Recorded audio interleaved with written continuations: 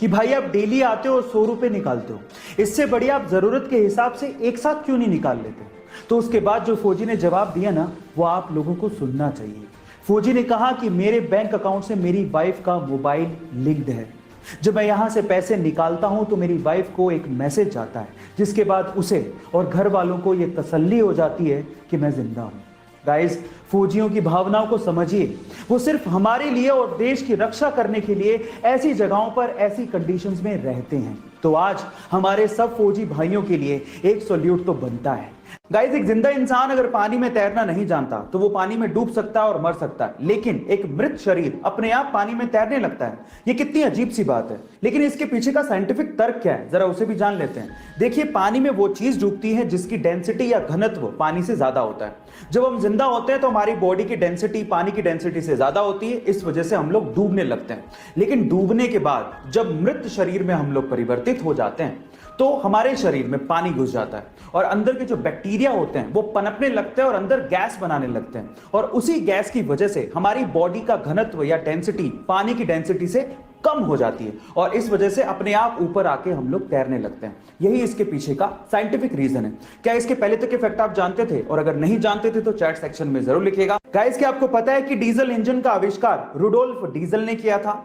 लेकिन अफसोस की बात यह है कि 1913 में रुडोल्फ डीजल ने सुसाइड कर लिया था, और सुसाइड का रीजन जान के आप लोग हैरान रह जाओगे। रुडोल्फ डीजल को यह लगता था कि जो डीजल इंजन का आविष्कार उन्होंने किया है वो बेकार है, फिजूल है, कभी काम नहीं आने वाला। सिर्फ इसी वजह से उन्होंने सुसाइड कर लिया था, बहुत जल्दी हार मान ली। अब 2018 की रिपोर्ट सुनिए। 2018 की रिपोर्ट के अनुसार पूरी ही दुनिया के 60% व्हीकल्स में डीजल इंजन लगा हुआ है। इसीलिए कहते हैं इतनी जल्दी हार नहीं माननी चाहिए। किस्मत का पहिया कब पलट जाए किसी को नहीं पता। आप लोगों के एग्जाम इंपॉर्टेंट हैं, लेकिन आपकी जिंदगी से इंपॉर्टेंट नहीं है। इसलिए मैं आप लोगों से एक बात कहना चाहता हूं, चाहे आपके एग्जाम कैसे भी हो, टेंशन मत ले, क्योंकि ये कागज के टुकड़े आपकी जिंदगी डिसाइड नहीं करते।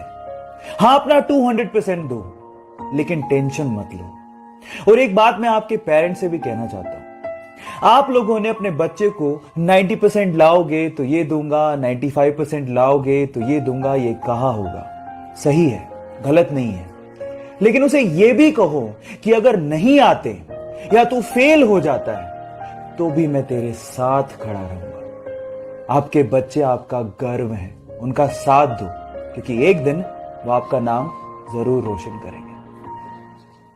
पंजाब के बठिंडा के एक छोटे से गांव से निकला हुआ यह लड़का, जो अपनी गायकी से उस्ताद नुसरत फतेह अली खान साहब की याद दिलाता है, रातों रात इंडियन आइडल 11 का खिताब जीत के सुपरस्टार बन गया। लेकिन यह सफर उसके लिए इतना आसान नहीं था। बचपन में ही ऐसे में पिताजी की मृत्यु हो गई। अपनी मां को और घर को सहारा देने के लिए उसे बूट पॉलिश तक करना पड़ा। बिना तालीम के उस्ताद नुसरत फतेह अली खान साहब के गाने सुन सुनकर उसने गायकी सीखी और उसके बाद उसने इंडियन आइडल में पार्टिसिपेट किया। लेकिन ये लाइमलाइट में तब आया जब आनंद महिंद्रा ने उसके एक वीडियो को ट्विटर पे शेयर किया। फिर उसके बाद उस बंदे ने पीछे मुड़ के कभी नहीं देखा और फाइनली इंडियन आइडल का खिताब अपने नाम कर लिया और अपनी मां का सपना भी पूरा किया। तो इस बंदे के लिए एक हार्ट तो बनता है।